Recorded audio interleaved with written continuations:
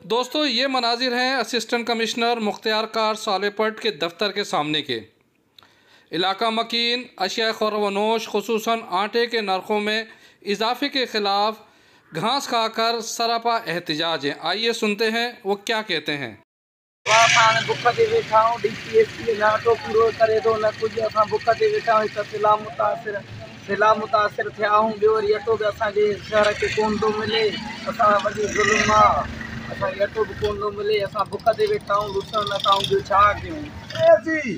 खाओ पुट, खाओ खाओ खाओ बाबा खाओ। हिते कोन्हे DCS ॾिनो अटो, रुसण खाओ बाबा।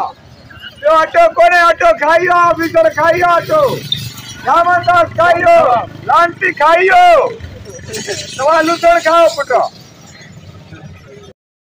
आटे के मसनूई बहरान और नरखों में इजाफे के ख़िलाफ़ एहतजाज करने वाले सालेपट के मकीनों का कहना है कि ज़िला इंतज़ामिया मार्केट कमेटी के अफसरान की गफलत लापरवाही के सबब आम शहरी बराह रास्त मुतासर हो रहा है, जबकि इंतज़ामिया सियासी असर रसूख रखने वाले ताजरों के ख़िलाफ़ इंतहाई बेबस नज़र आती है और इसके मनफी असरात हम जैसे आम शहरी पर मुरतब होते हैं।